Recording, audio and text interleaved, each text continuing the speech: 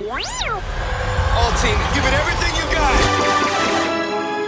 It's time to fangirl flail with Fangirls Going Rogue. Count me in. Never get between a Mandalorian and a weapons package. This is the way. News, discussion, and commentary from the female point of view. You call this a diplomatic solution? No, I call it aggressive negotiations. She's as important as he is. With your hosts, Tricia Barr and Sarah Woloski. Boy, am I glad to hear your voice. Strap in, because this is where the fun begins. I like the sound of that. Welcome, Yub Cubs, to Fangirls Going Rogue.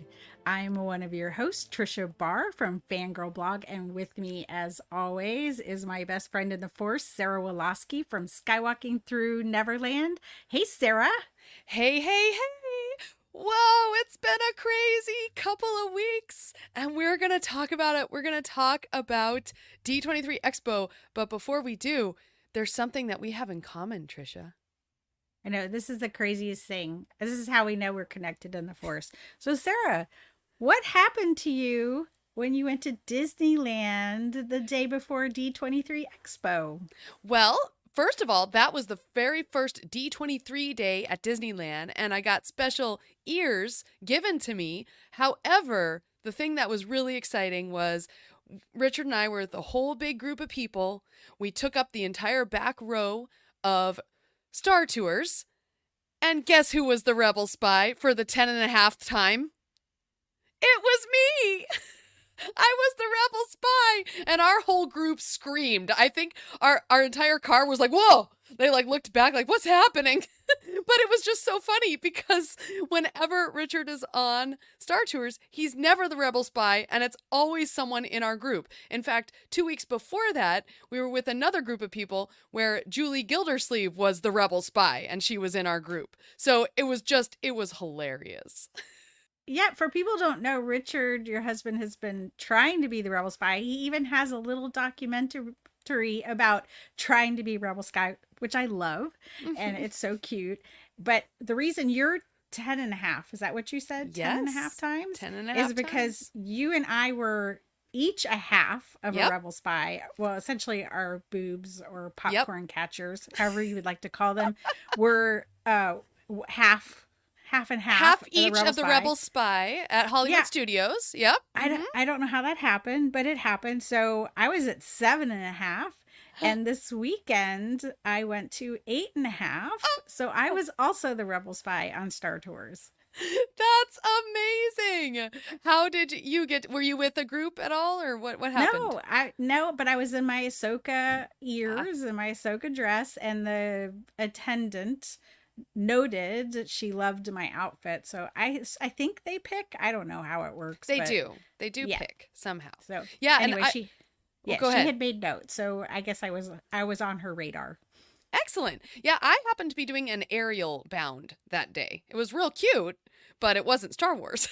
But I still got picked. I'm curious, are they still doing the Ahsoka stuff, or what Yes. did you get? Oh, absolutely. Okay. Yeah, we got Hoth, and then we flew to we got Hoth, we got Mandalorian and Grogu, which is like the best interstitial, and then we got the Purgle. Yeah. So bumming, because they were back to the sequel trilogy stuff for... Really? Yeah, that's what I saw. Wrote it 2 times and got it both times. So I was like, man, I miss the Purgles. They're my favorite. That's so weird. Yeah, I know. It's so pretty, and the music is beautiful. Yeah. So I don't know if they're randoming and that's how it ended up, but, right. Who knows? As far as I know, over here at Disneyland, they're always going to be the new iteration until something else happens, At least a year. Who knows? All right. Well, we have a lot to cover, Tricia, because D23, the ultimate Disney fan event, just occurred in Anaheim, California. And I was there all 3 days, and our group managed to get tickets thanks to a fast browser on my part for the Honda Center showcase events. So each night after the con was done at around 5 p.m., we would all make our way over to the Honda Center which is about 15 minutes away. And we did the entertainment showcase on Friday night, which is everything. It's like live action movies, it's animation, it's Lucasfilm, Marvel, Disney.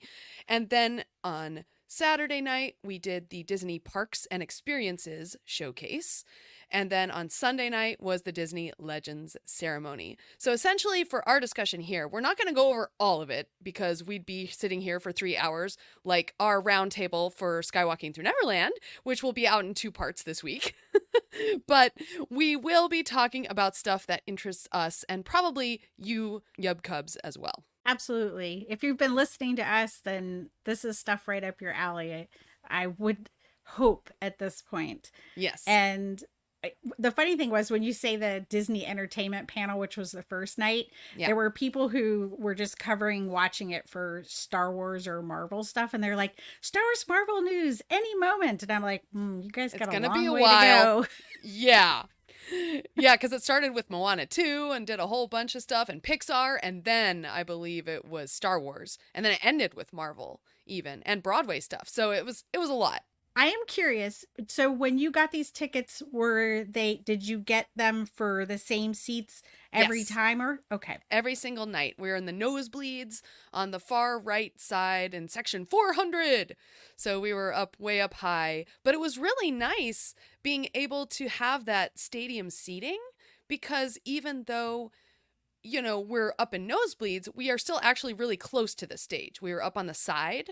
And so, we could see like the front row from our seats. Like for the Legends Ceremony, we could make out, oh, there's Harrison Ford. Oh, there's Jamie Lee Curtis. Like we could make out those people.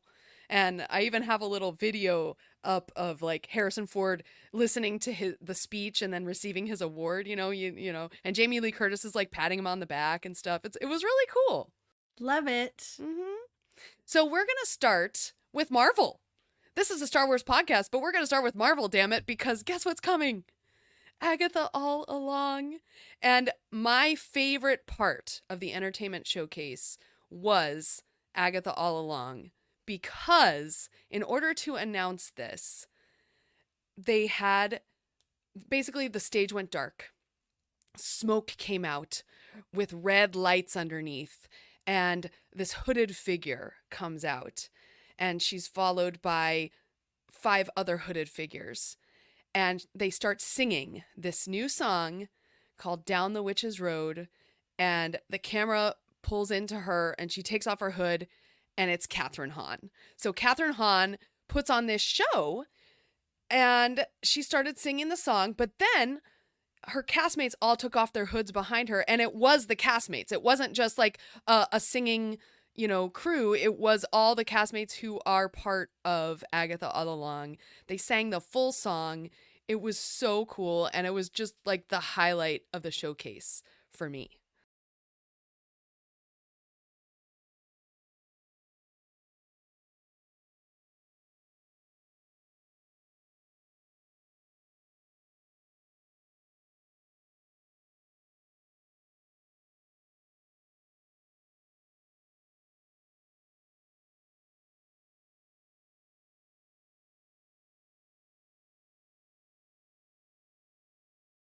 Yeah, and thank you for the people who were there and were sharing little snippets of that because they have since put out most of these productions and little snippets on social media. But that day, there were some people who were sharing stuff immediately. I shared stuff, yeah. Yeah, so we got little bits of everything. I was kind of like watching everybody on social media, and that looks so amazing. I was so stoked. I mean, we loved WandaVision. Yeah. And that's where we started our Fangirls Going Rogue Zoom chats. Mm-hmm. And so to think about that song, Agatha All Along, was so amazing. To have Kristen Anderson Lopez and Robert Lopez do that song is just so amazing that they're going to go back and do more music. Yeah. And can I tell you what was really cool about this was the whole trajectory of my day, because you never know what you're going to experience at the expo. And it just so happened that morning, we had gone to the Marvel big exhibit on the show floor, and what it was a TVA experience. So it looked like the TVA. You walk in, it's like you're going into the little TVA rooms. You see the big orange doors, and you can look in, and like something's happening in the orange door. And then it transitioned into this area with Agatha costumes, Agatha All Along costumes. And so Richard and I were like taking our time because they'd put you out in groups. And then so we like other groups lapped us because we were like looking around and we're so fascinated with these Agatha costumes. And then there's this one section where there was 3 black dresses with 3 different headdresses. So those are obviously, I think, what we're going to talk about in a little bit, which is like the maiden, mother, crone type witches. And in that space, I realized that there was this music playing very low, and I'm like, what is that? And we saw the speaker was covered by like vines and stuff, but we went right up to the speaker and recorded it, and it was Down the Witch's Road. So to hear it very softly there and stay there for like 3 minutes and record the whole song as people like lapped us, and then to then go to that showcase that night where we get this amazing show with Catherine Hahn herself singing that was like so cool. So let's talk about this. You found the lyrics for this and wrote this down. So do you have some notes about the lyrics? Well, one of the things they do mention in the song is the maiden, mother, and the crone. And we actually talked about these archetypes in talking about Ahsoka because we have the 3 Night Sister witches in that. And that was building on that. So the symbolism of 3 in witches just kind of goes on and on and on as far as it comes from Greek mythology. And so they just put it into the song. I think is really cool. And Jack Schaefer, the showrunner, who's also the showrunner on WandaVision, has talked about that witches have a certain reputation and expectation from the storytelling, and they're going to follow those expectations and then at some point subvert them. So we know the idea from the trailers is that they're going to revisit the idea in WandaVision where they're going to pay homage to different types of stories and go through like decades. So there's kind of an 80s type of story, a 90s type of story. There's a 60s look at one point. And so just that we're just really exploring this archetype. So I was like, Maiden, Mother, Crone is like in the song. I was like totally freaking out. I'm like, they did their homework. They did. And I also want to say that the song is very much like a round. So you could sing it, you can start a phrase, the next person could start the next phrase before you finish that phrase. And it's kind of like the cycle. It's kind of like the mythic cycle itself, really. Like myths, it's always the same, but in different iterations. And I feel like the song, in the way it's around, is portraying that as well. And the song specifically talks about the Witch's Road, which is the journey they're going to go on. You have to have a coven to go down the Witch's Road. We do know that much about this myth that they're telling. So Agatha doesn't have a coven. It appears that most of these other witches are covenless as well. That could be because there's died in tragic deaths like Agatha's coven. We know that she killed all of her coven to take power in the flashbacks. Yeah. And there is some supposition that the bad guys, the ladies, the witches that we see that are all in black that show up are her coven being resurrected or in their, I don't know, otherworldly form, their who knows evil form. Who knows who you're going to meet down the Witch's Road. Exactly. So I'm just so excited about that. We have in the trailer too that the Wizard of Oz homage where Catherine Hahn, Agatha, looks like the Wicked Witch of the West. Yes. And I want to say this, in that costume exhibit, in the Marvel thing, we got some clues, I think. Like they're not there by accident. You walk into the exhibit, you don't see Agatha's costume right away. What you see is like empty shoes on the ground. Like just like there's some boots. Land. Yes, like Munchkinland. It totally gave me the vibes of Wizard of Oz, right? Like and you got that Wizard of Oz homage in WandaVision as well. That one point where Scarlet Witch, she throws Catherine Hahn into the house with a car, and then she looks under it and it's just her shoes there. So that was, yeah. So you see these empty shoes. You also saw there was a snake just kind of coiled up and like looking out. And then there was an owl with wings spread wide apart. And I don't know, will that be like a familiar? Or will that be like Scarlet Witch resurrected as, you know, an owl, you know, kind of like how Ahsoka and Ahsoka and her convor is kind of like connected. Is the owl connected to Scarlet Witch? What's her name? Why can't I remember her name? Wanda, thank you. Wanda Vision. Duh. Yeah. Is the owl connected to Wanda? I don't know. I'm just seeing things, but I think I took all these pictures and I shared them on Instagram, and I feel like once the show comes out, I'll be able to connect them. Well, Aubrey Plaza for the press wore the outfit with the spider on it. And in the trailer, she has a spider on her. So the belief is that that's her familiar, is the spider. And she actually comes out of the ground. She's a green witch, which is tied to the earth and the mysticism of the earth. So I like that she was just like, I'm going to just go with my familiar in how I'm dressed for the photo ops. Oh, I love that. And I also got to see Agatha's brooch up close with the three witches. So yes. Yeah. The brooch is different than the brooch she had in WandaVision. Oh my gosh, I didn't even notice this. Okay, what's the difference? I'm going to look at my picture. Well, it's still three women, but people have noted that it's different, and she doesn't have it all the time. In the first time, the trailer where it's a nod to the Mayor of Easttown, that Kate Winslet show, that she reaches for the brooch when she's in that. And the suspicion is that Wanda has thrust her into this like reality where she's just living things over and over in different TV shows. And obviously we know Wanda, I'm going to say in quotes, dies. Yes. In Doctor Strange, the Multiverse of Madness. So at some point, Wanda's power over her dissipates. But when she's in that reality, she reaches for a brooch and she doesn't have it. So at some point, she gets it back. Mm-hmm. And it also opens up and has a lock of hair in it. Yes. Ooh. So cool. Oh, I can see there is the locket portion of this brooch. Yeah. Yeah, you can see that. Who knows whose hair's in it? That's a big question. So many things creepy. to find out.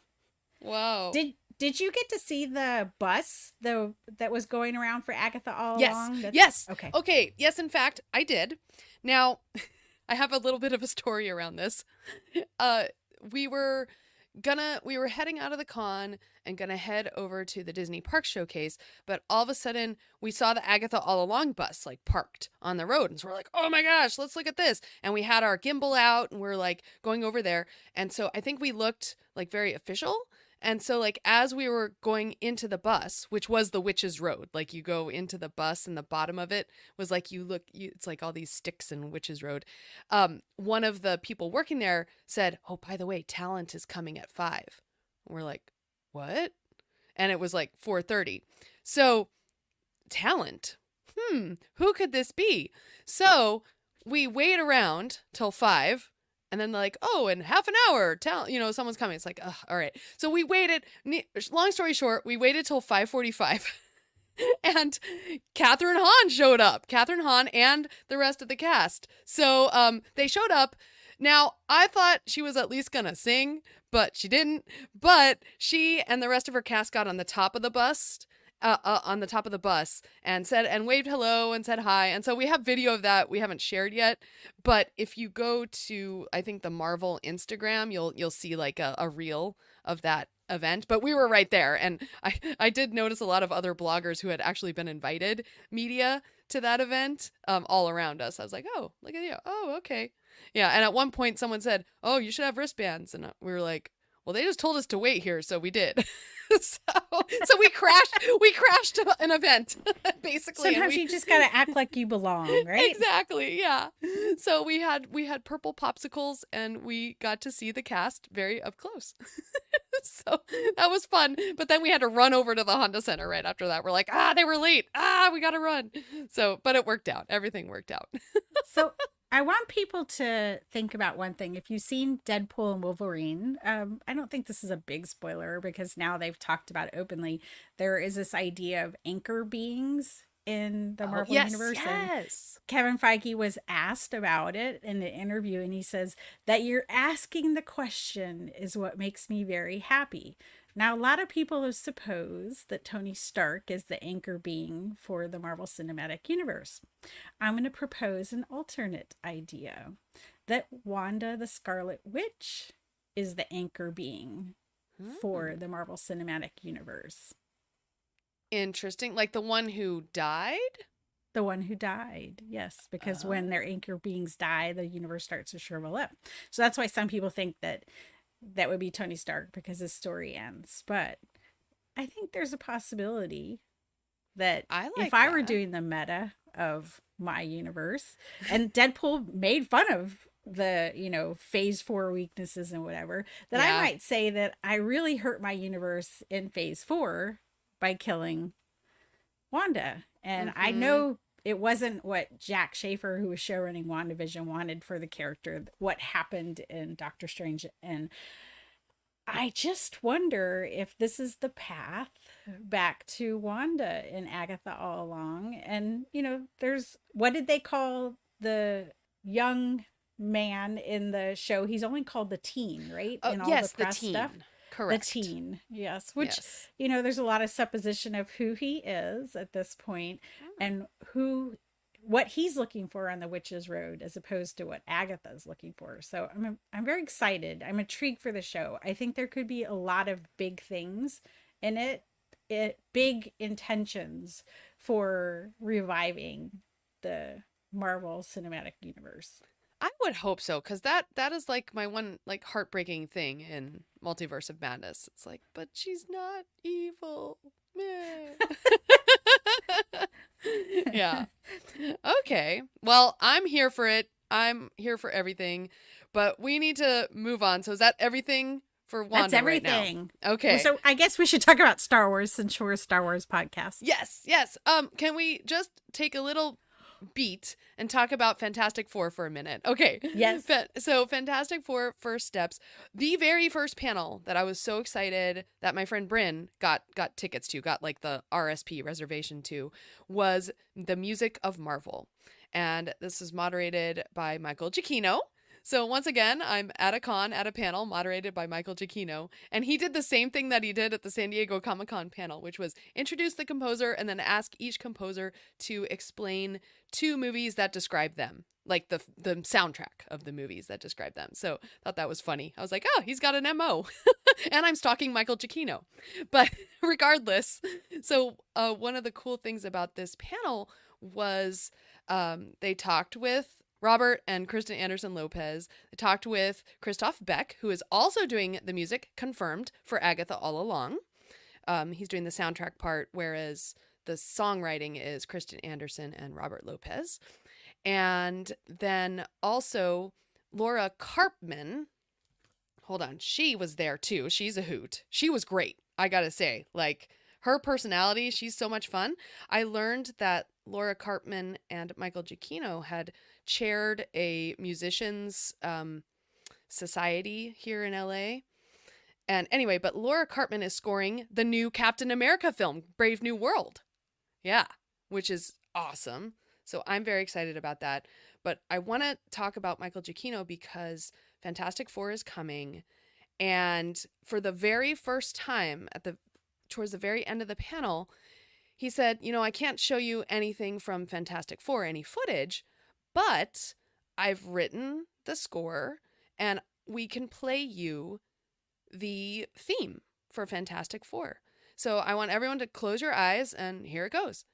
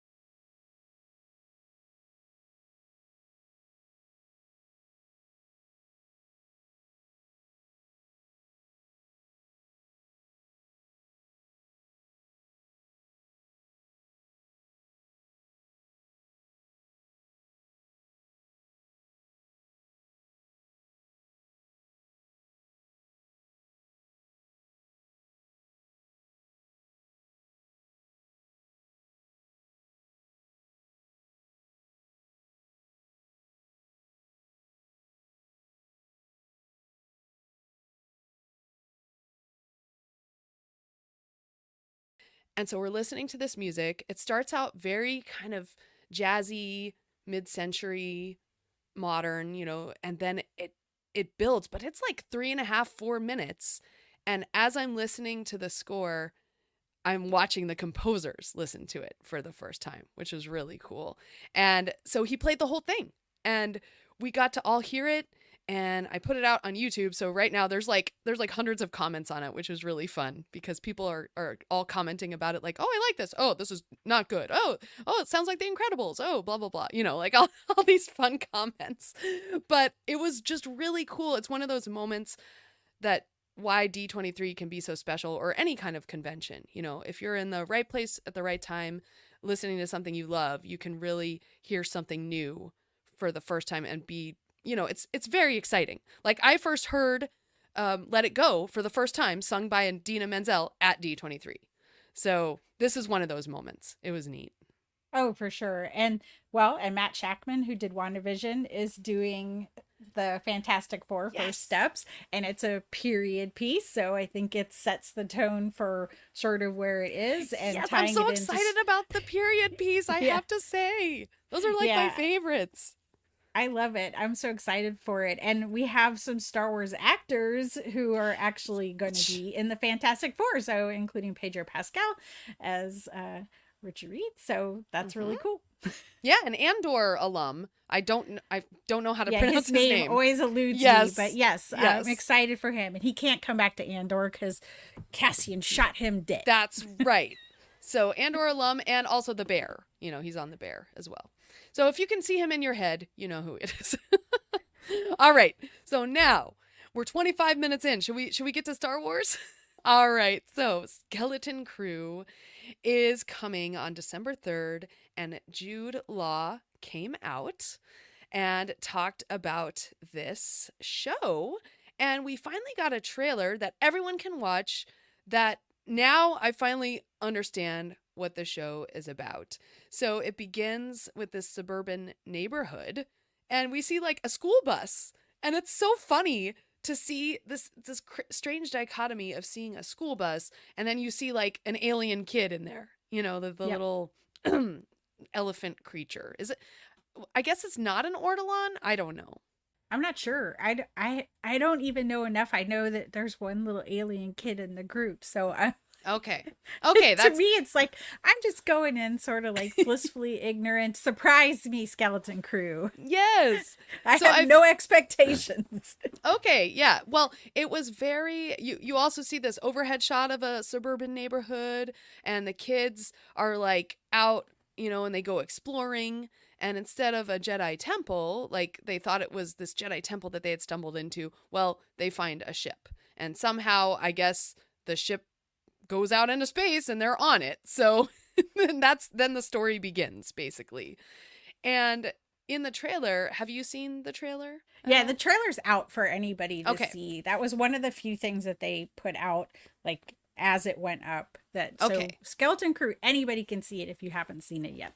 Perfect. Well, at the end of the trailer, you see this key being, I guess, force, moved, a telekinesis. And the kids are like, whoa, are you a Jedi? And the camera pans into Jude Law's face. And so which is not something that we were told, or I don't know if that's a misdirect or not, but who knows? So Jude Law is going to be Jod Na Wood. It's quite a name. Yes, in this series. So, and I think you found some more details about this, an interview. Yeah, they did a People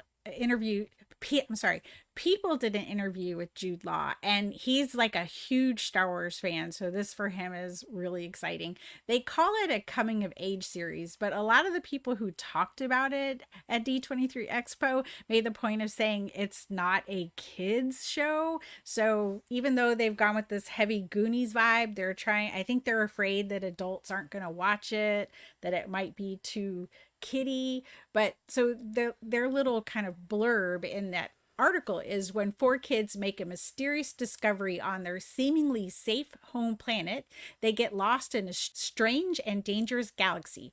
Finding their way home, meeting unlikely allies and enemies will be a greater adventure than they ever imagined. Aw. That sounds fun.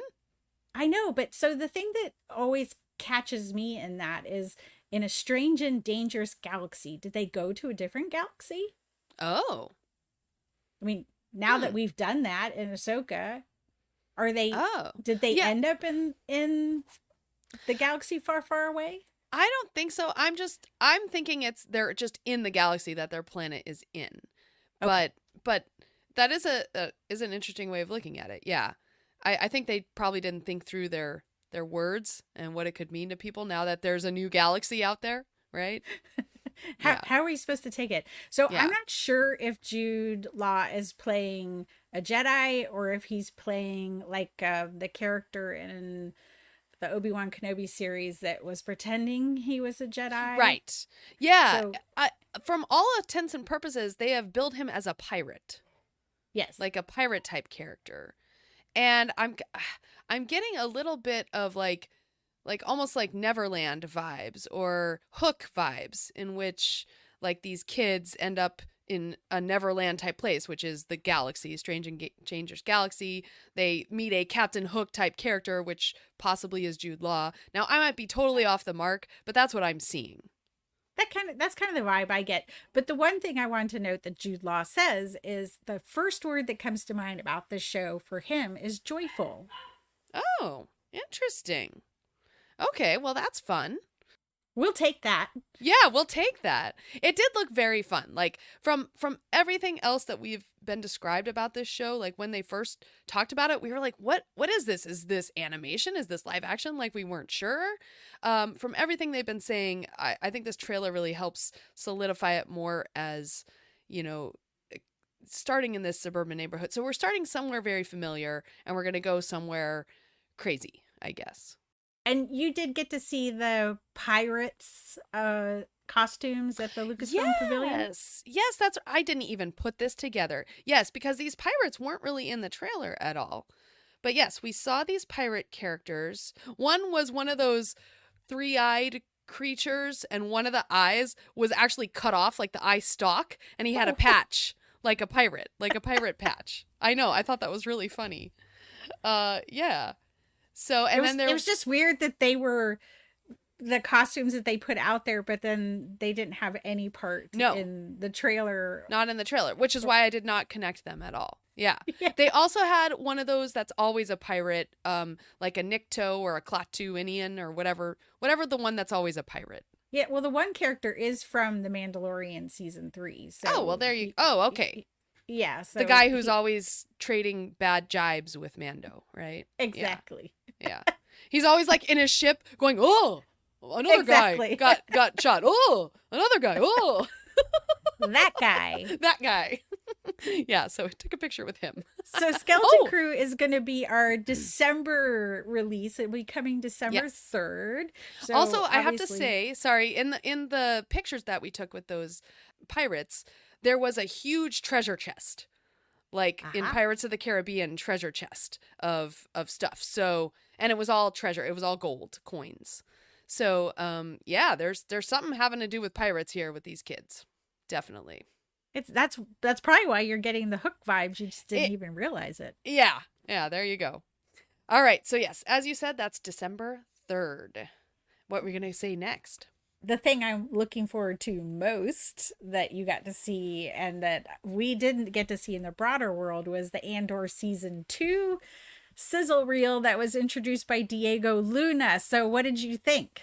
Okay, so first of all, Diego Luna comes on stage and he's just adorable, and he starts speaking in Spanish, to which half the audience is like, ah! We're freaking out.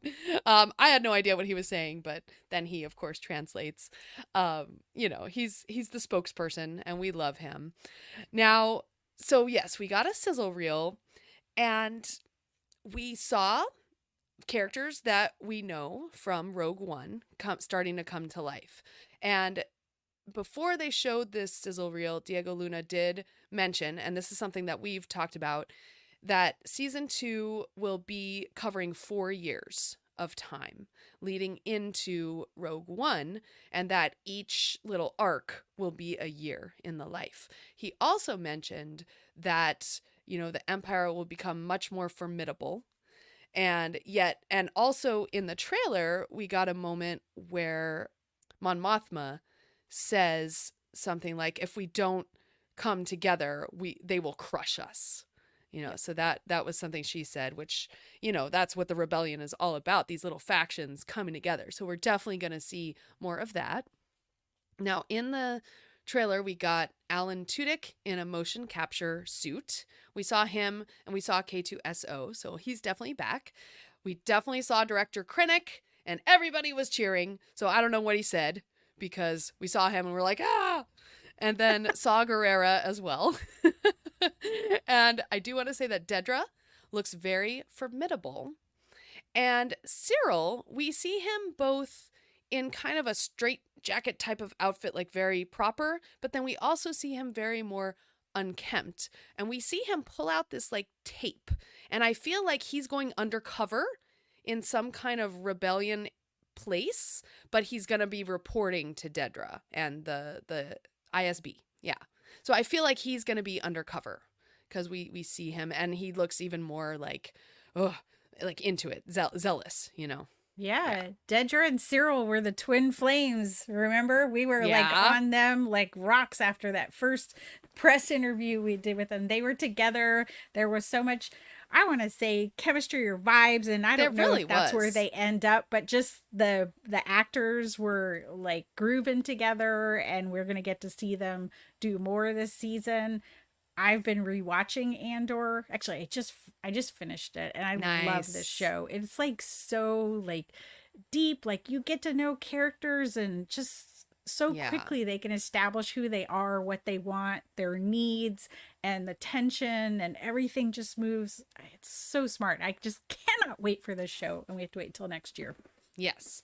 Now, I do have to say, we also saw flashes of all those characters that, were in Andor season 1 that were part of the rebellion, structure. Luthen and the handmaiden, who we're calling the handmaiden, his helper, right? We saw her. And Val. Yes. Oh yeah. We saw Bix Colleen as well. There was a moment that looked like Diego was like gonna kiss someone, and I couldn't tell who it was. So I don't know what's up with that. Yeah, so I'm very excited about this. We didn't get any more info on the release date other than 2025. Yeah, it depends on how they want to schedule it and pile everything up, and they go as they can. But I'm so excited for it, and Diego said in press that you guys are going to want to watch the end and then turn on Rogue One, because that's where it essentially leads up to that scene, the first time we see him in Rogue One, where I saw that first in a kind of compilation cut of Rogue One where they just showed us parts of it for the media. That's right. And we went out and there was this huge argument. They're like, there's no way this guy just cold-blooded killed one of his fellow people. And I'm like, yeah, he did. And then we went to Chris Agaropoulos, who's the Lucasfilm publicity person, and they asked the question in the group, did he really kill someone? He goes, yeah. He goes, I had to double check that myself the first time I saw it, because it's a very new kind of take on Star Wars. Not that there wouldn't be people doing it, but that's who we're watching, the people who have to sort of do bad things for good results. Exactly. Story. Yeah. Wow, that I remember seeing that the first time. I didn't understand that until I saw it the second time. I was like, wait, he just straight up shot that guy. Whoa. Yeah. So, and now we're seeing the lead up to that. So I'm excited. Wow. All right. So let's get to Mandalorian and Grogu. And this is confirmed as May 22nd, 2026. That will be out. So Jon Favreau and Dave Filoni came out together on stage. Best bubs of Star Wars.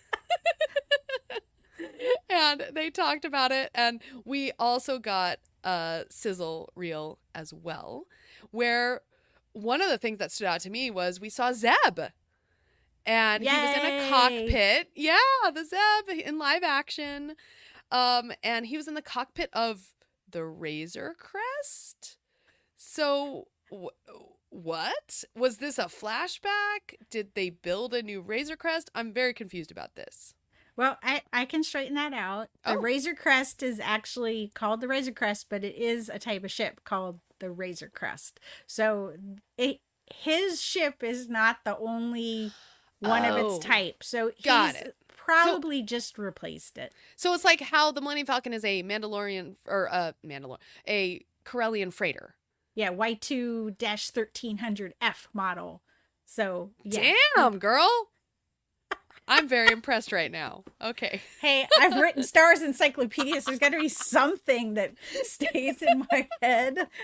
No, I would have to look that up. But I do remember that. So, okay. But yes, it's like that. Like there isn't just one Millennium Falcon.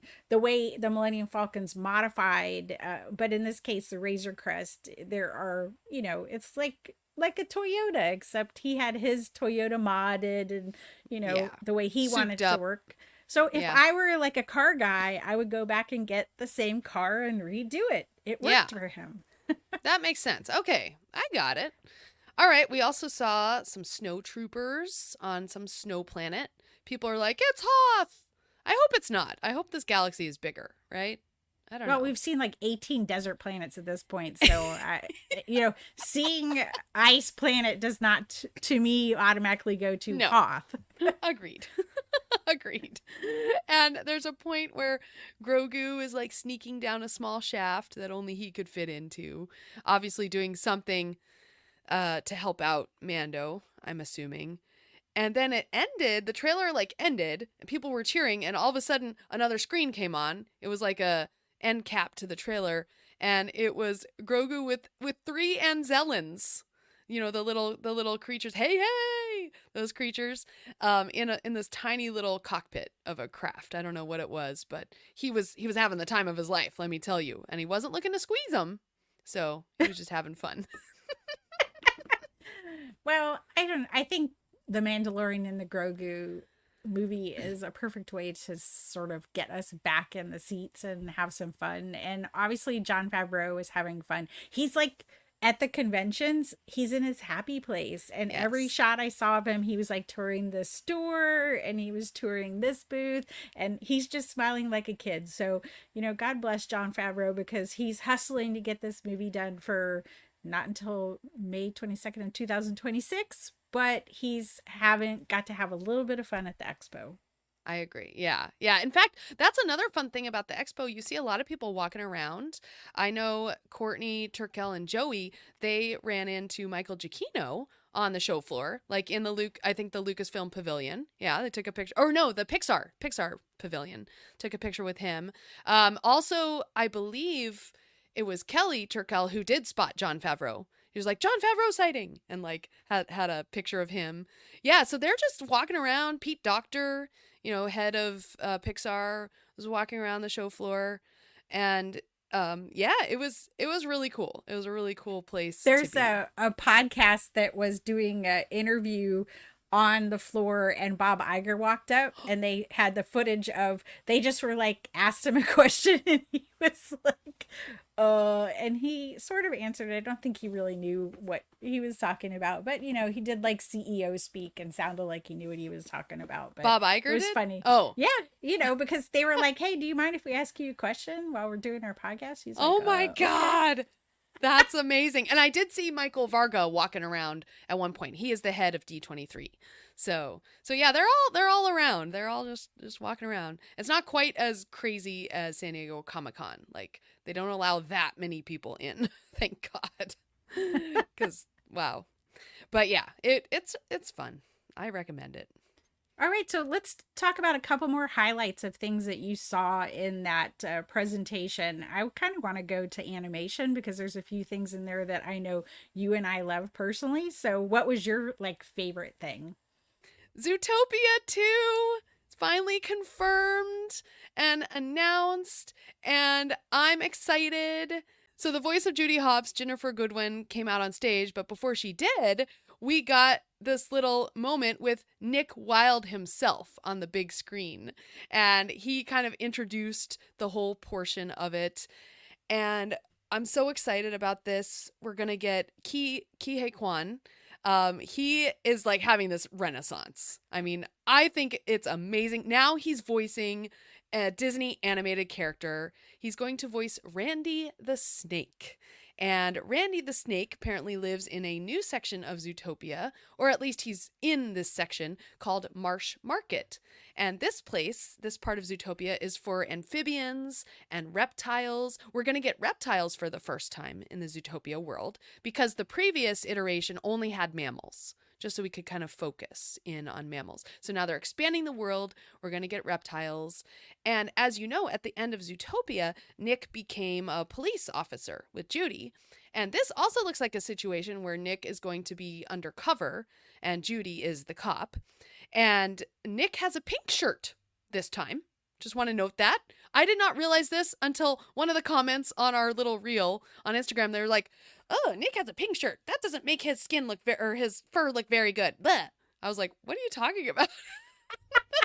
People post the weirdest comments. But I was like, okay, yeah, it's a pink shirt. And sure enough, when we went to the animation booth on the show floor, you could take photo ops, with the Marsh Market area and Nick and Judy, and Nick was wearing his pink shirt. I'm like, oh. So they're going to be basically on the hunt for Randy the Snake. I think he probably does something bad, or he's just a character that they're following it's trying to solve a crime in this new film. So that's what's happening. That's what we got.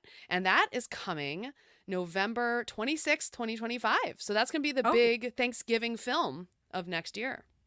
Wow. I didn't even pay attention to the date. That's exciting. That's why we got a little bit more on that. So it's, a little more than a year away. That's so exciting. I know that Frozen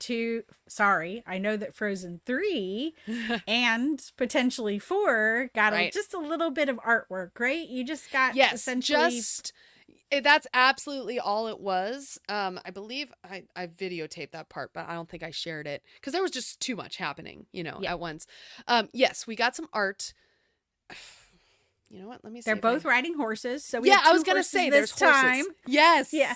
Yeah. Okay. Yeah. That's why I thought of you. I was like, oh, they're riding horses. Yes. And Jennifer Lee came out to talk about this. Yeah. She showed concept art and she did kind of hint that there would be a fourth because she said it's a big story that we can't tell with one movie. There you go. I'm for it. 2 more Frozens. I'm fine. Just bring my whole gang back. I would love to see like the whole gang with like little kids and, Anna and Kristoff's kids and maybe Olaf babies. I don't know. Whatever. Whatever. My gosh. Works. Yeah. Sven babies. Oh, that would be so cute. Yeah. It's such a beautiful like location. Just the art alone, right? The setting is so gorgeous. Yeah, I'm here for Frozen. All right, but I do have to mention Moana 2. This panel actually began with Moana 2, and a bunch of Polynesian dancers came out on stage. And then Dwayne Johnson came out and started doing like a traditional Polynesian dance. It was really fun. And you could tell he was just hyped and excited, and the crowd was too. And then Ali Cravalho came out, and they both started talking about Moana 2. Ali set the scene and said that now Moana has a young sister who's about 3 years old, and everything she does is like for her sister.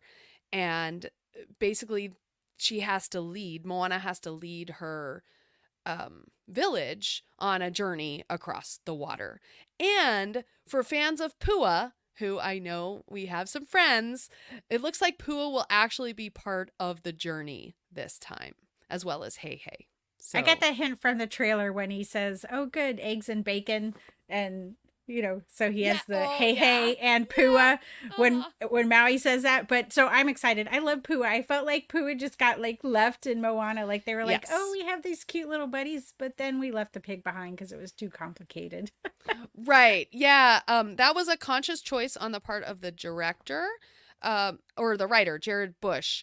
I had just listened to a podcast who talked about this, but Jared Bush had mentioned that the Moana first story is a journey of her character, a character journey, and that it needs to be as hard as possible. So we left out the sidekicks, or one of the sidekicks at least, so that she was in a total new world with nothing that could really,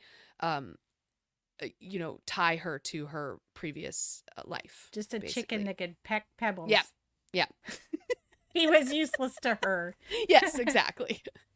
Okay, so that's animation. I want to talk about Broadway because this year at Epcot's Festival of the Arts, they have the Broadway series, and I'm still going to get Sarah out here next year. But Yes. every time a duo went on, so what they do is they pair two people who are stars on Disney Broadway shows or have been stars, and they bring them out, and the two of them do different songs. Some of them are songs they've done, but a lot of times they do different songs. And one of the new things this year was every duo did a Greatest Showman song. And I was like, first I was like really confused because they're always doing Disney songs. And I'm like, oh, Disney owns Fox. So, okay, Greatest Showman. And I'm like, I think they're testing this for Broadway. And sure enough, we get the announcement that they're going to be doing the Greatest Broadway as part of the Disney Broadway series. So that's really exciting. Yes, and the way they did it was really fun. So first of all, you had an announcer come on stage. Now, again, I'm sorry, I don't remember who it was because it was just so crazy of an evening. But we basically got this huge Broadway section where they did little snippets of Broadway numbers. And so the first one, I believe, was Go the Distance from Hercules. And that was the first announcement, was that Hercules is also coming to Broadway, or they mentioned when it was going to come. So that was very exciting. People were like screaming their heads off because Hercules is having a huge resurgence right now. And so that was fun. Then we got a whole, I would say 5 or 6 snippets of Broadway songs that we already knew. And then the lights went dim, and all of a sudden there's like a middle stage as well as the big stage. And all of a sudden the lights came on the middle stage, and we got 5 singers, and you get the whole da da da da da, which is the beginning of the Greatest Show. And my section and me and the Turkells and us, we started screaming because we love the Greatest Showman, and to know that it's coming to Broadway as a Broadway musical, because this is a story that's originally conceived for film. Yep. So just like Frozen, you have to expand that and add music to have a Broadway show. And it really lends itself, of course, to the Broadway stage. And so we were screaming, and it was really funny because the guy next to me and his wife had no idea, they had never seen this film. So they were just kind of I heard him at one time say to his wife, what's happening? I don't know what this is. That's so funny. It was. It's you can really tell the musical people. We are crazy. They're this isn't insane. A Disney thing. Well, and it wasn't originally a Disney thing. So but now it's an is. Acquisition, and it was very popular. The movie is a little bit of a mess at times, but the music is fantastic. People who aren't familiar with Broadway they don't just pop it out, they're workshopping it. So what they're trying to do right now is try to figure out how they need to rework it in order for it to work for stage, because it just has to work in a different way. You can't do close-up, so you have to convey everything, every emotion through the language of the music and the songs.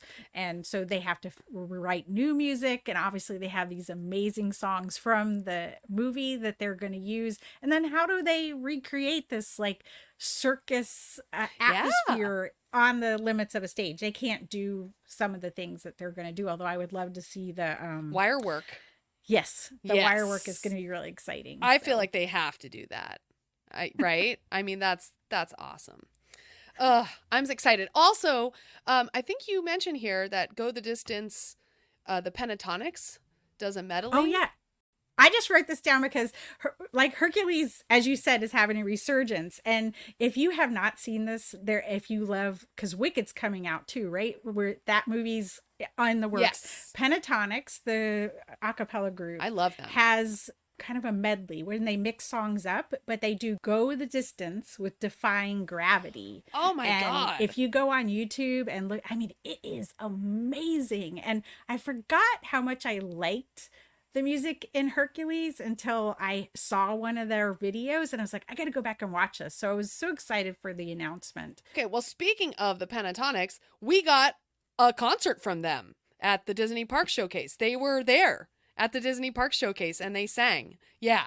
And I believe I have like 3 minutes up somewhere. Oh my God, I didn't even know that. Why did I miss that? Well, because not everybody says everything. Yeah, it's on, okay, Pentatonics celebrate all new nighttime spectaculars all over the world at Disney parks. So they sang basically this medley of nighttime spectacular music. Yeah, like Wondrous and what, like all the things.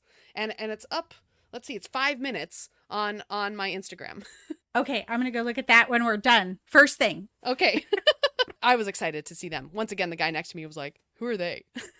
The funniest thing is, if I want to listen to Pentatonics, I just ask my husband because he has like every one of their songs on his iPhone. So I'm just like, can you play some Pentatonics? That's so cute. I love it. So that's all we're going to get into in the movie showcase. So let's move on to the Disney Parks showcase, which was the next night. Ooh, I'm getting sweaty just talking about all this stuff. I know. I'm going to set the stage here because for the Disney Park Showcase, you get there, you arrive, and you're early and you look down, and here is where they have a full symphony orchestra on stage. And so you know you're in for like a concert.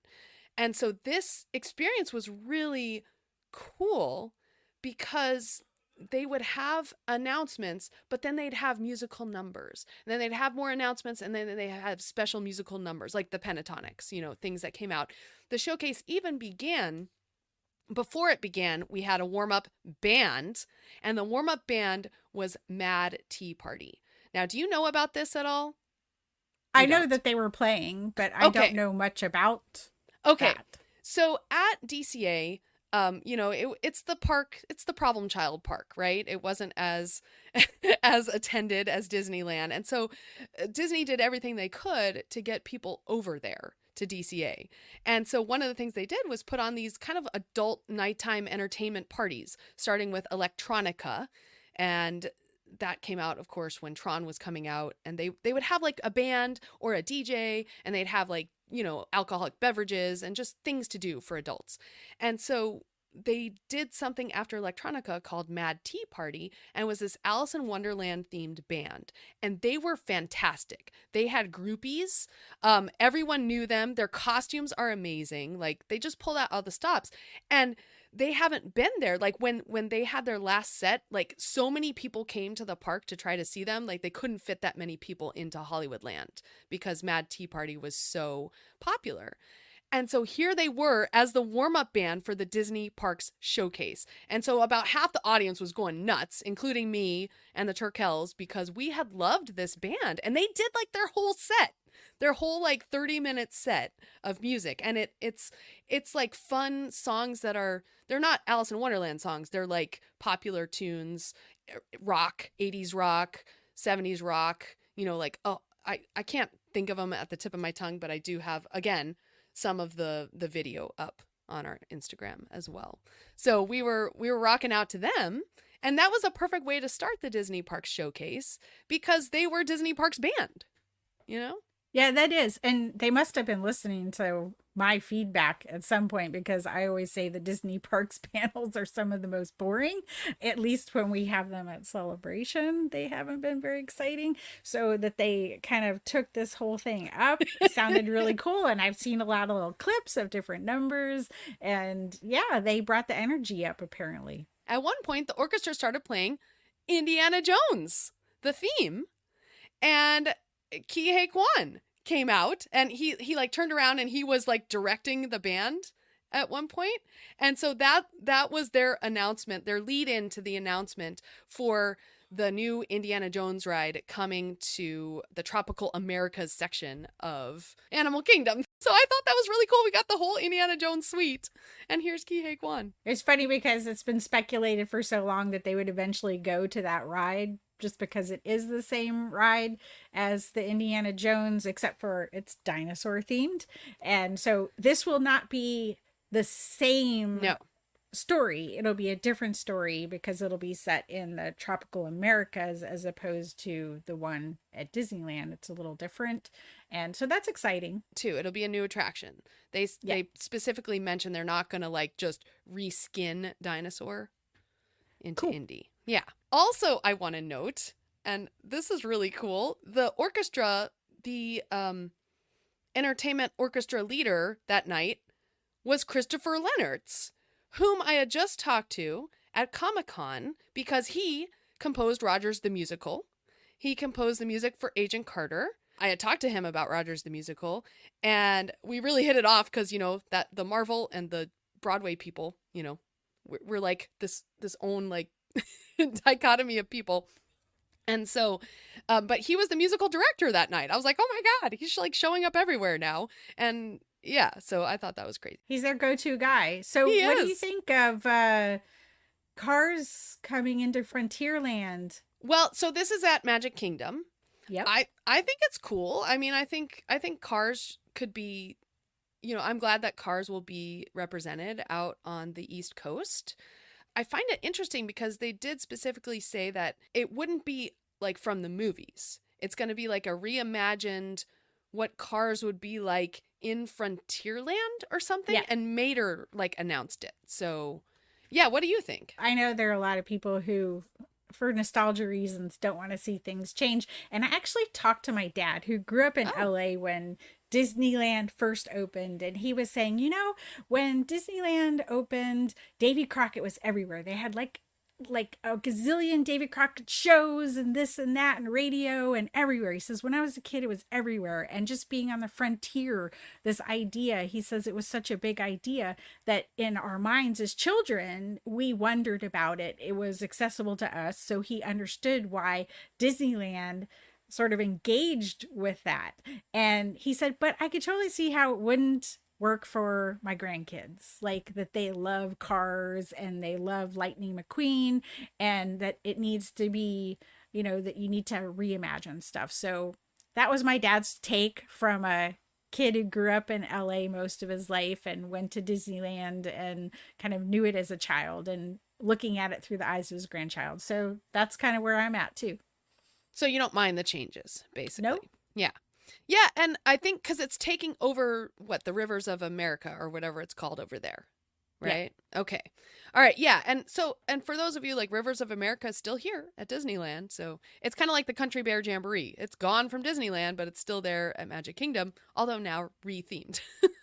Exactly. So, yeah. I'm excited, too, about, let's see, we got Villains Land also coming to Magic Kingdom. In the largest expansion ever, which means it's bigger than the Fantasyland expansion, which was billed then as the largest expansion to Magic Kingdom ever. Maybe they can have like Descendants nights too.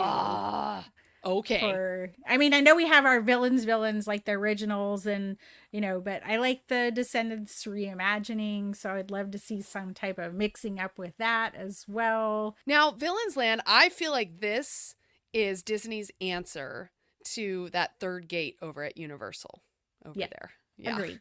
Especially with definitely. the Monsters Land, or what is it? Dark Universe, right? Universal Dark Universe. Yeah. Yeah. So definitely.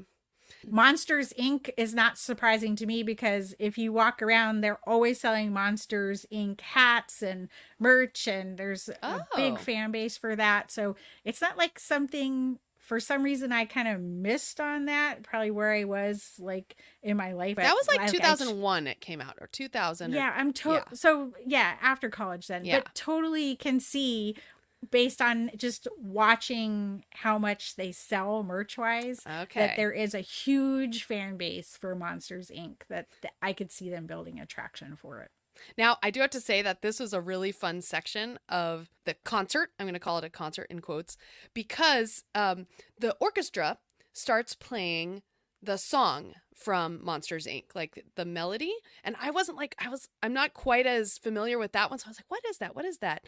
And all of a sudden, someone was singing, but then to finish the phrase, Billy Crystal comes out. and sings the end of the phrase. And we're all like, oh my gosh, it's Billy Crystal. And so he like continues the song, and then they announce, what they're doing, the Monsters Inc. at Hollywood Studios. So I thought that was really cool. And he was out there for quite a while, and we're like, oh my gosh, Billy Crystal. Because he was singing and dancing, because he is a song, he's a songster. He's hosted Oscars and things. Yes. And so he was singing with Darren Criss and the other guy who was out there. Darren Criss and Skylar something. They took us through a bunch of announcements very quickly by singing and dancing their way through them. And so at the end of that's when Billy Crystal came out. And it was very okay. cute. Got Yeah. it. Got Yeah. it. Yes. That's what happened. It's the guy from So Help Me Todd, but also from Pitch Perfect. And I Yes, can't think of his the name. Pitch Perfect movies. It's Skylar something. Yeah. Yeah. I guess we got an update about the Falcon ride. So tell us a little bit about that, because I saw the announcement. I didn't realize how it was presented. It was totally buried in this news. So they kind of jumped around because of the concert nature of this. They started out with this nighttime spectacular thing, and Pentatonics were singing, and then they announced like around the world, what was getting nighttime spectaculars. So they didn't keep it to just Disneyland or just Magic Kingdom and then branch out. They kind of jumped around. So in the same way, they kind of jumped around in that they had this whole section on Fortnite, which is the Disney Parks Disney plus Epic Games. This whole thing that they're doing to really reach the newest audience right now, which is people on video games. And so let's see, Josh D'Amaro came out. He is the chairperson of Disney Parks and Experiences. And he came out and just mentioned that right now, there were 1 million people watching on Fortnite this showcase, which is nuts. In fact, they crashed the system, apparently, we learned later, because there were so many people watching. So they can reach like so many millions more people that otherwise Disney wouldn't reach because of this. And I'm so curious about this. We did film the entire Fortnite section, and it is up on YouTube because it was interesting. So after this announcement and what they're doing with Fortnite, Fortnite also has access now to Star Wars, Disney, Marvel, and Pixar. And so Josh D'Amaro brought out the representatives for Star Wars, Disney, Marvel, Pixar. Pete Docter, Dave Filoni was the representative for Star Wars. That's a good note right there. Kevin Feige for Marvel, yes. And I believe Jennifer Lee for Disney. So that's who all came out. And during, like right after Dave Filoni mentioned that this coming week, there's like an update to the Fortnite Star Wars skins or whatever it is on Fortnite, he mentioned that there's also, because of the engine game of Epic Games, right? The game engine is helping them create a Mandalorian and Grogu update to Smuggler's Run, which is the Millennium Falcon ride at Disneyland. It's like, oh, well, that's big news, but it's like buried in this section. It was like crazy. So there you go. Dave Filoni wants to do his Star Tours, I guess. And, that ride is probably, compared to Rise of Resistance, a little bit of a weak ride. It's just because it depends on who you're sitting with, how that experience goes. If you get 2 kids in the front, it just sucks. Like, it sucks.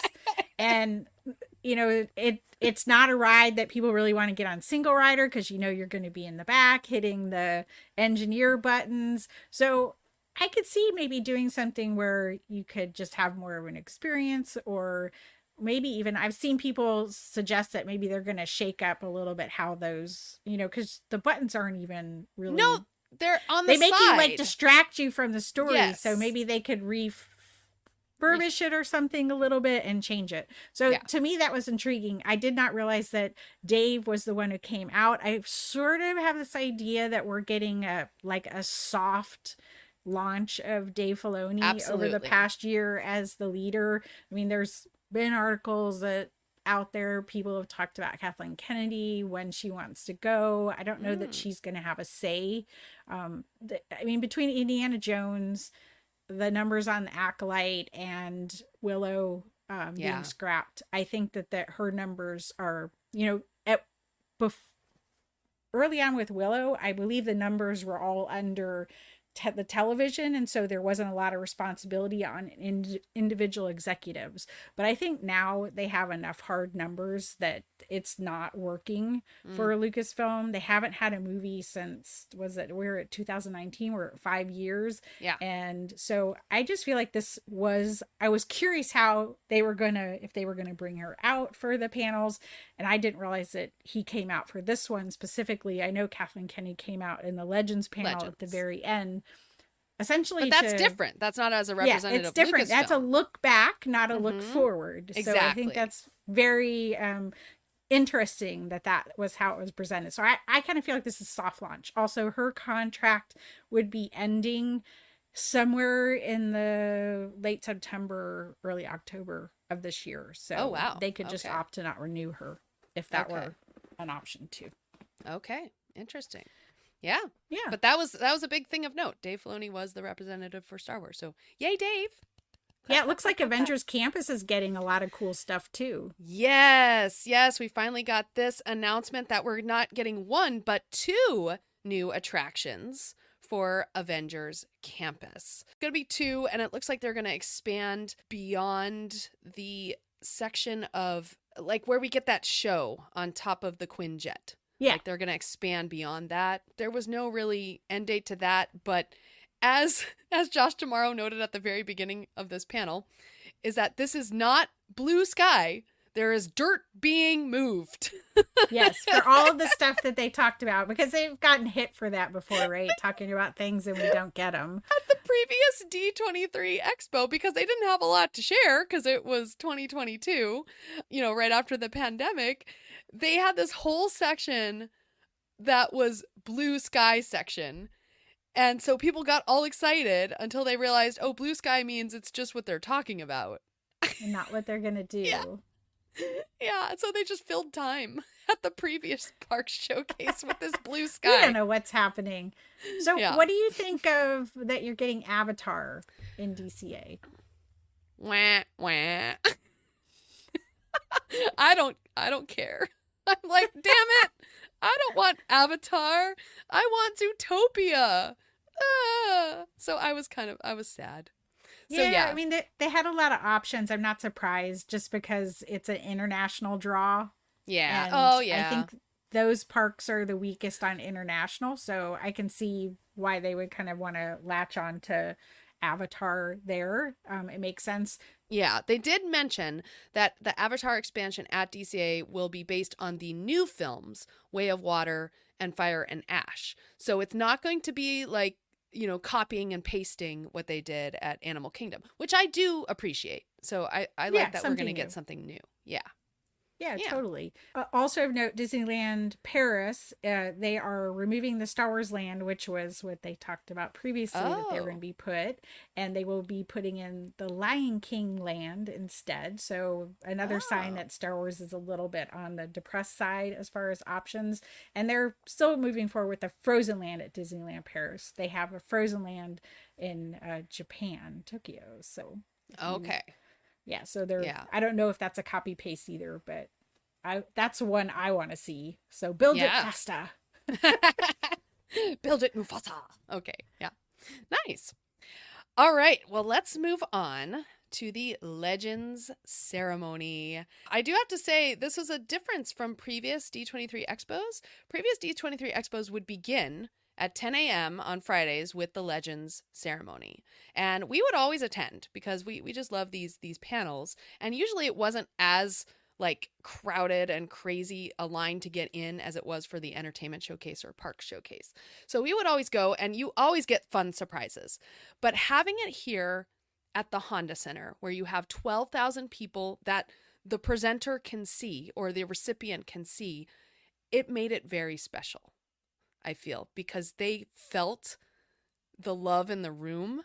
Yep. And it was so cool what they did.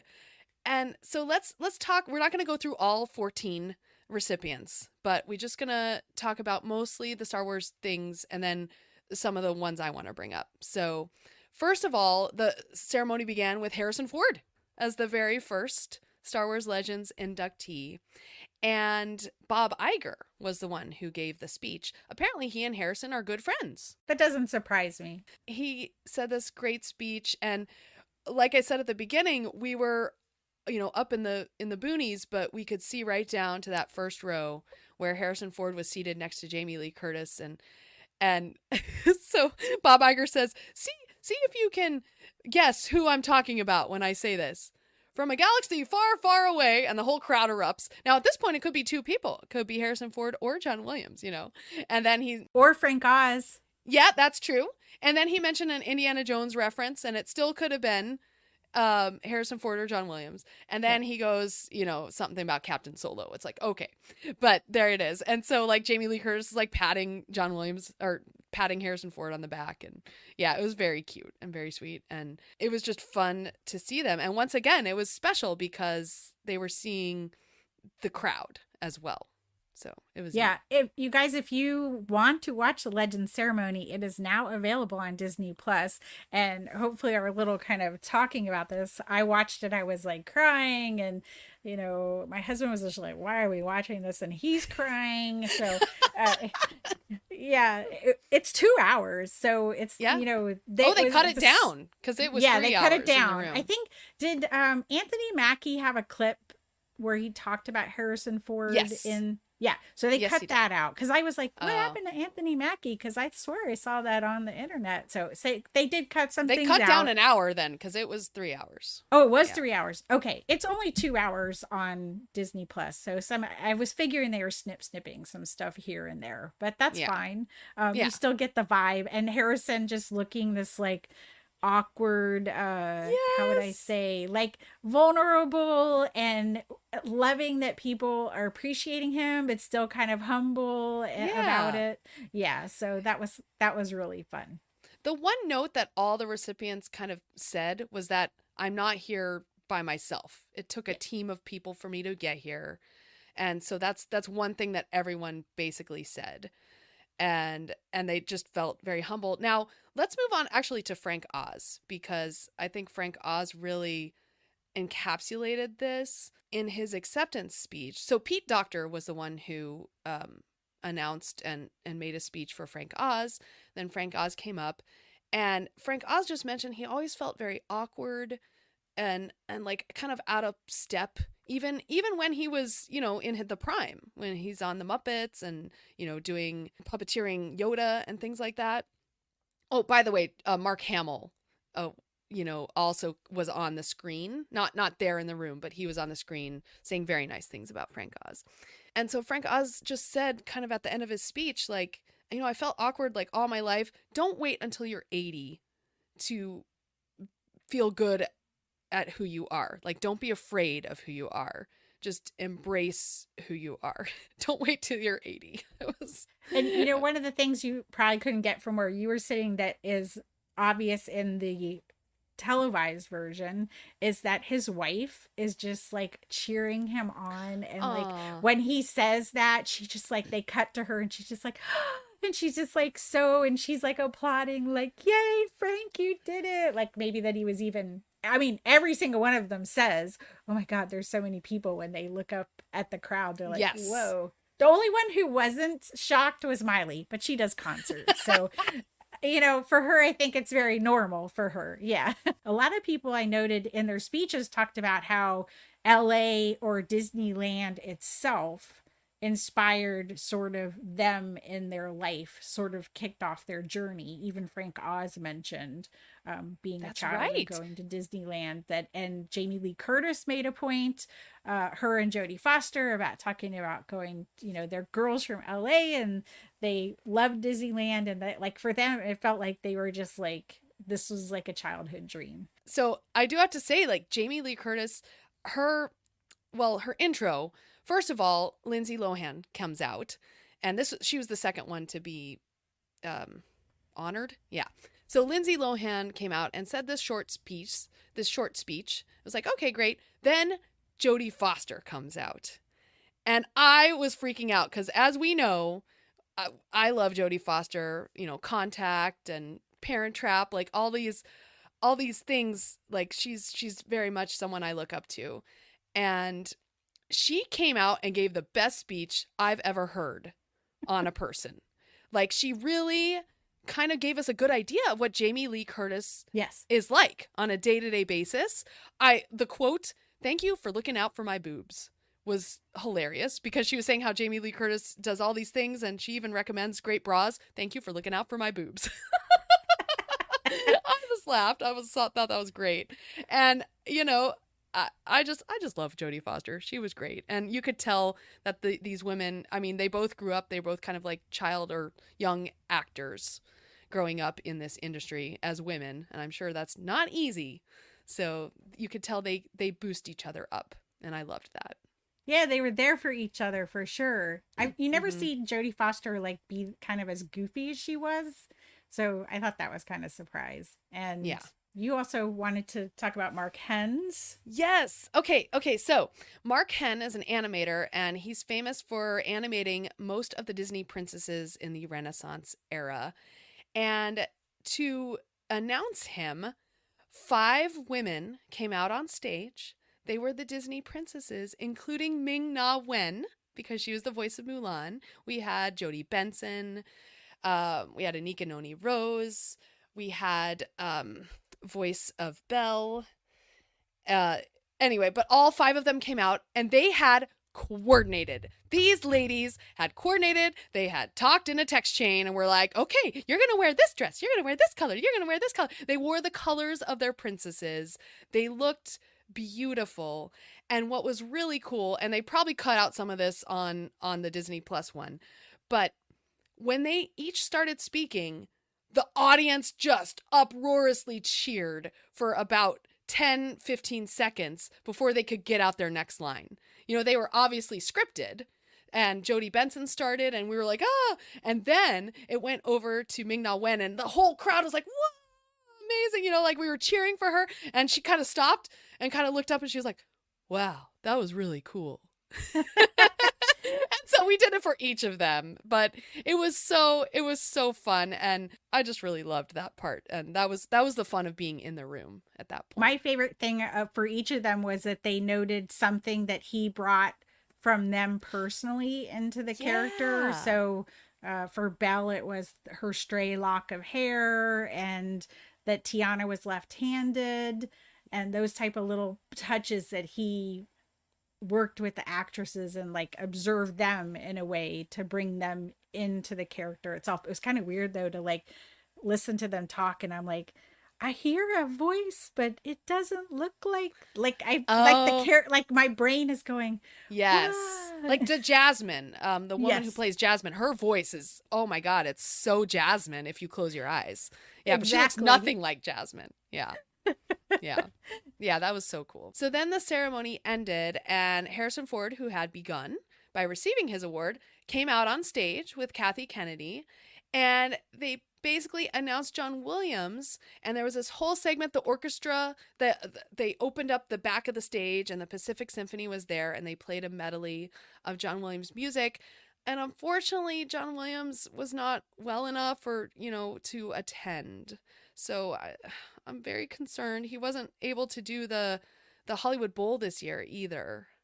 So yeah, I mean, he's getting up there, but if I were his doctor, I would not recommend him to go into a big end of a convention cesspool. We all know that there are things floating around. So I would rather Johnny Williams be safe than sorry in this case. So understood. That's true. You know what?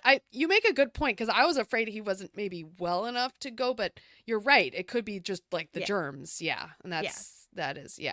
So unfortunately we did not see John Williams, but I loved that in the clips that they showed that we did get like the clip from Celebration Chicago when everybody was so excited when he showed up and came out, and that kind of stuff. So some fond memories popped up in those video that they shared for him. Definitely, while they were doing it. Yeah, part of which we were a part of. Yeah. All right. So does that wrap it up for D23 Expo? That wraps it up. Yes. So let us move on. So we want to kind of touch on the Acolyte, because we never really did a wrap-up episode because the summer's crazy for us. So Tricia, why don't you take this away for a moment? Yeah, so, our last episode would have been, we discussed episodes 1 through 6. And so since then it's been 7 and 8, and we've, done our thing. On Hyperspace Theories, BJ Priester and I talk about storytelling and different concepts in storytelling. So we felt like the Acolyte was a good springboard to talk about brand management. And we do talk about structure of the show and different things where we thought it could have been stronger. That was our basic general idea, was that the show could have been stronger in a lot of places. But we really honed in on the idea of brand management and how the Jedi were portrayed, and just that at no turn did we get an option of any of the Jedi being good people. Like essentially everybody on the show is a bad person. And so there's no layer to Except it. Jackie, damn it. Jackie except for and Jackie, Yord. except she died, and Yep. and Yord died. I know. So, but what you're left with, all the characters, there isn't a lot of layering to it, because the idea could have had a lot of nuance, but it didn't happen. But we really dove into this idea of brand management. When your brand is selling lightsabers, what is the choice? Why do you make this choice? And the Acolyte, maybe if it had been written better, could have been a good science fiction fantasy story. But in the trappings of Star Wars, I think they really hurt themselves. And this is going to be a little bit of a struggle, and might be why we're seeing a little bit of this soft, what we talked about, launch of Dave Filoni, because he has a different vision of if I don't think that this is what he would have wanted based on what we've seen him try to do with his idea. He wants to evolve the idea of being a Jedi, that it's something that anybody could be, and that the Jedi were single-minded in thinking that you had to be high midichlorian count, that anybody can work hard enough to be a Jedi. That's an evolution of the concept. I don't think that where we ended up in the Acolyte is I don't even think it's a good evolution off of the prequel or a deconstruction to the prequel trilogy. I don't think it works well with that. And, we talked about that in the episode too. If anything, it's more of an evolution of the dark side, because they're calling them not Acolyte, or not what is it? Darth. What are they called? Sith. Yeah, they're like, call me Sith, call me whatever, but I just want to do what I want with my Force abilities, kind of a thing. So, if anything, it's an evolution of Sith rather than Jedi. Sure. Yeah, and I did listen to that conversation, and you did have good things to say as well. So yeah, it's not all like coming down it's on not the when I Acolyte. say we didn't want to yuck in people's yum, but you do have to have a conversation about things that should be considered when you're building an IP franchise. There are things you have to consider, and there's a reason that they are very specific about their princesses, right? Yes. About how they're portrayed, how they're shown. And, even Descendants is a careful step, right? Of how they're going to portray the characters in their IP, and they did it carefully. My Acolyte thoughts, I really did appreciate episode 7, which was going back into 16 years before, getting kind of the Jedi side of that story, where they broke and entered the temple. It's like, my God, these Jedi are not good people. So we did get that. And episode 8, I just kind of felt was a big old mess. just I didn't like if you're gonna introduce these two twins who are, I guess, one person, and you're also going to introduce that there's this vergence in the Force on this planet. Well, you got to use that. You got to use that stuff at the end. And that was my big kind of problem with it in overall. I think they were kind of waiting for a season 2. Yeah, that's now right. And I don't know about that. Now, and I do have to say that Michael Abels, so he's the composer, and I've had thoughts about the music for the Acolyte, and I did get to speak with him one-on-one at Comic-Con in a round table of composers, and also, hear him speak about the Acolyte in a panel that was hosted by Michael Giacchino. And so I put together like this video on Skywalking Through Neverland YouTube that has snippets of him talking on the panel and my roundtable questions. And it kind of gives you an overall view of Michael Abels as a composer who he's very eloquent. He's very well spoken. And I really actually have great respect for him after meeting with him. And I did ask a question in the roundtable, like, was there any point, like, he thinks of Star Wars as an opera. This was clear from the panel. And so I asked him a question, was there any point, like, in, scoring the Acolyte that you really wanted to go more, operatic and maybe like Leslie Headland or, something happened where it was brought back.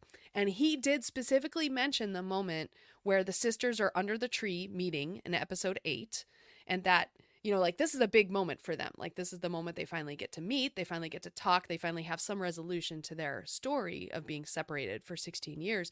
And he said that at that point, he really wanted to do something grand with the music, and that Leslie Headland pulled him back. And I remember us talking about that, or Richard and I talking about that, and saying, that's what I was missing from this Star Wars series, is these grand moments need to be accompanied by grand music. And so, yeah. I mean, to me, it's like this idea that we talk about wanting to see more inclusion, to see stories about sisters, and the sisters were like the weakest thing in the story. Like, not, like you said, when we first saw, we got to see 4 episodes, and you were like, episode 3 was the story I wanted. That's where I wanted to see stuff. And, that's why episode 7 you liked, because it went back to sort of, you were hoping to see more of like the evolution, more about the sisters. And it really sort of, for the sisters, didn't change much for us.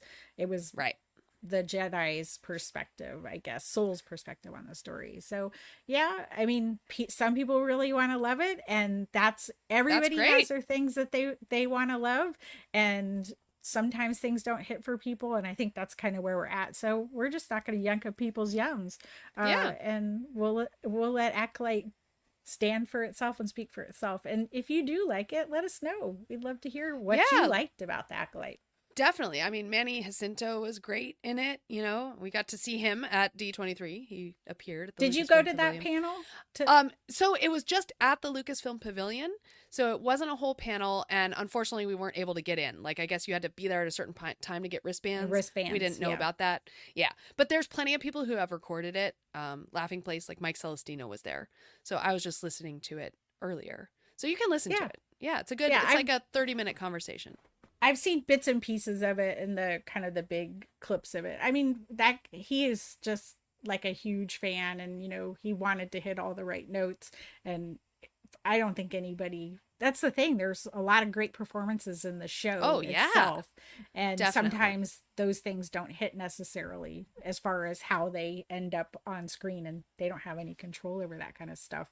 And I thought it was interesting, they did an interview with the director of the last episode, and when they were asking her questions, this was on, I can't remember what outlet, but when she was getting asked the questions about choices that were made in the final episode, and then the other one that she did, that she's like, I don't know how it ended up played out. Like, these are the scenes that I shot and the way I framed them, but I don't know what choice Leslie made. Oh my. So, and this lady's working, like, she does SWAT, she does, she did episode 6 as well. But she talked about the choices. She talked about that they had shot a kiss, but she didn't feel it was earned. Yes, but I heard about none of that stuff was like in her, like, so whatever she shot was put together. And she had, I guess, I could see that. You write a book and you're done with it and you're on to the next project and you don't go back and look at it. But she really just said, well, these are the shots I did and the options I gave, but I don't know how it ended up. So I thought that was interesting to hear from her. Yeah. Wow. So, okay. So beyond Star Wars, what have you been doing? And D23 and San Diego Comic-Con. What have you been doing, Sarah, in your free time? In my free time. So after talking with Christopher Leonards, who totally hit it off at D23, he's composer of Rogers the Musical. He also composed Agent Carter soundtrack to that. And he composed music to The Boys, which is a show on Amazon Prime. And so finally I'm like, okay, well, let's watch The Boys. So Richard and I got into The Boys. Yes, we have binge watched 3 seasons of The Boys, and now Gen V, which you're supposed to watch in between season 3 and season 4. And so, yeah, I'm watching it. Apparently, in season 4, we have to look forward to some Ice Capades musical scene that Christopher Leonard has composed the music for. And so, yeah, I'm loving it. It's a little like, I mean, there's lots of gore, lots of like weird sex stuff. Like, just be prepared. It's a very adult show. But, Yes. And then he also then just turned up as musical director at the Disney Park Showcase. So, like, Christopher Leonard is like my spirit animal right He's now. living his best life right now. Yes, he is. Yeah. Well, it's that's awesome. one of the things when people yell about the Acolyte, when they yell, go woke, go broke, and all that Yes. stuff. And you look at the shows that are succeeding, plenty of them in the top 10 are very woke. And The Boys, I guess some people Absolutely one of in them. season 4 are finally figuring out that they're mocking some of the people in our country. Yeah, that's been all over season 2 and 3. Oh my God. So yeah, that's kind of Kirky's style. So he's been doing this for a while, television serial storytelling. That's right. So He did not Supernatural, surprised. right? Yes. Yeah. And now he's bringing some of those boys into the show. So. It's awesome. All right, so what have you been into, Tricia? Just the Olympics, man. Come on. You know what what? else was there to watch?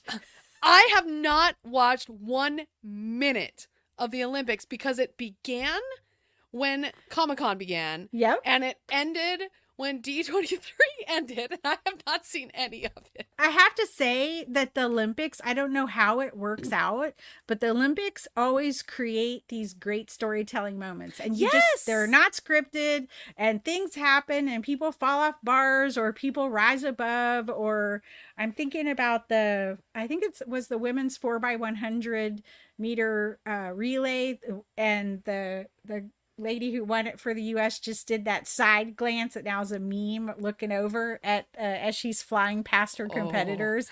And so now that's like a meme of like looking over at somebody. Yeah, when I look at you, I'm thinking you losing now.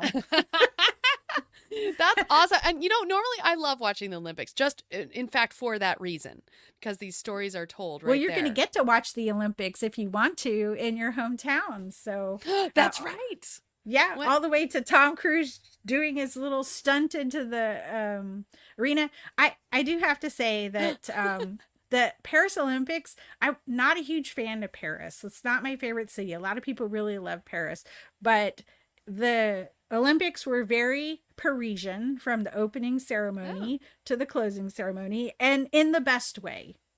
So I like Paris better now, having experienced the Olympics through. But, nice. I don't know. It was cool because it's the first time you could see whatever you wanted to see if you had Peacock. And they decided not to hide, they wouldn't show stuff live the last Olympics. They wanted to save it for prime time. And now they realize that it just doesn't work, that people can see it on social media or whatever. So they just showed it. When it was happening, they aired it. And then they put the best stuff back in prime time. So if you missed it live during the day, you could just sit down at night, and they put together a good story for you. Nice. And you see the best stuff.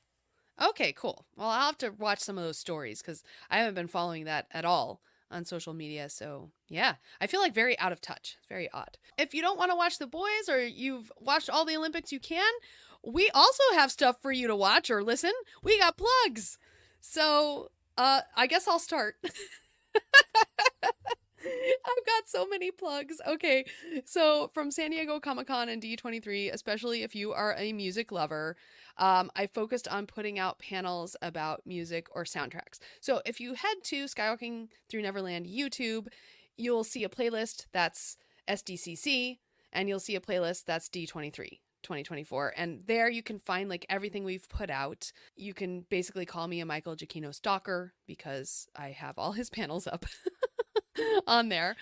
And so that's cool. Also, coming probably just audio only or as a slideshow YouTube, I attended this panel called Road to Cherry Tree Lane.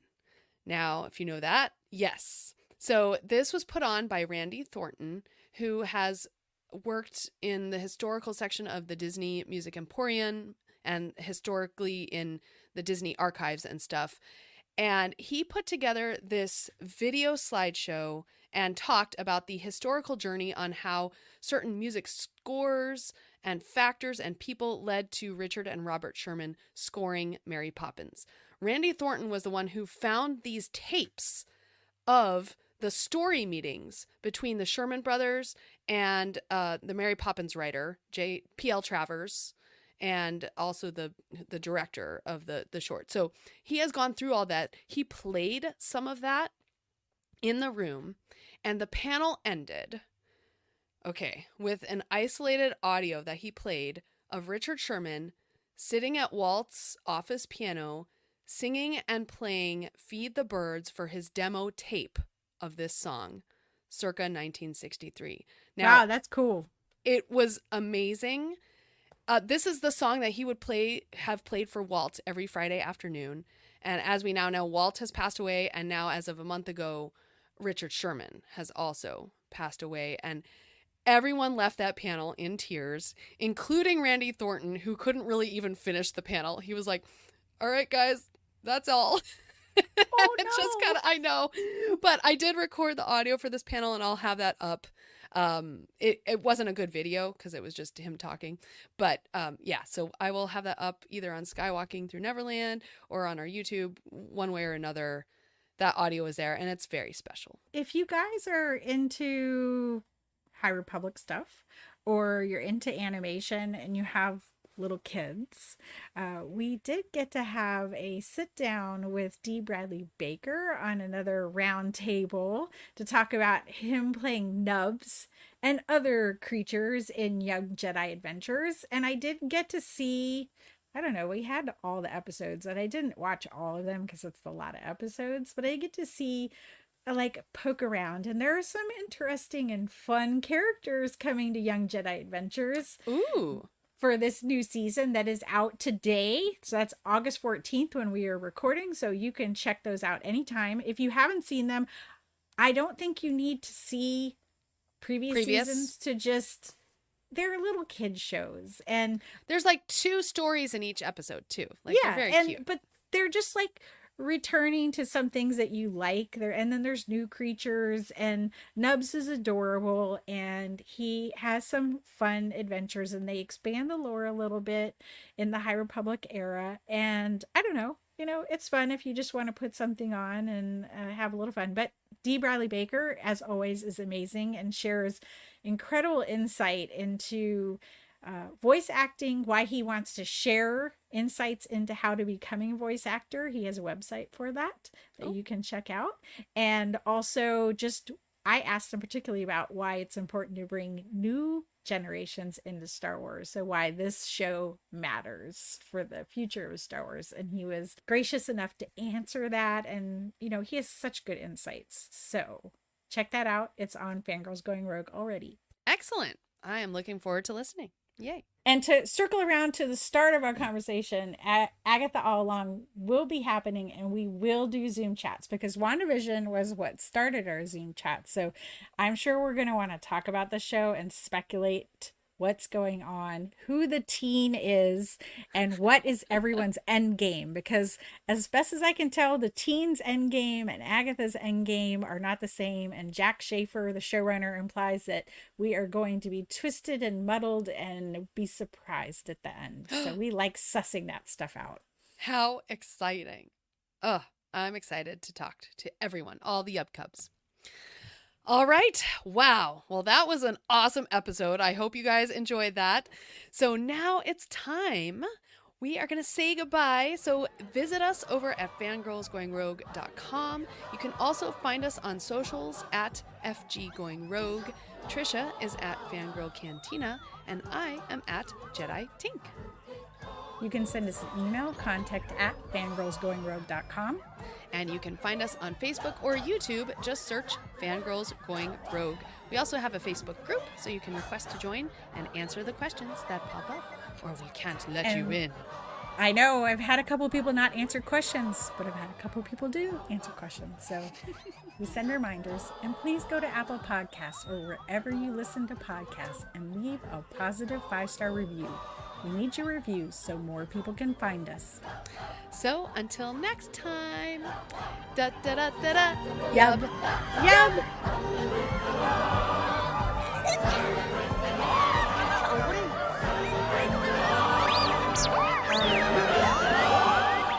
This site is not affiliated in any way with Lucasfilm Limited LLC, the Walt Disney Company, or any of their affiliates or subsidiaries.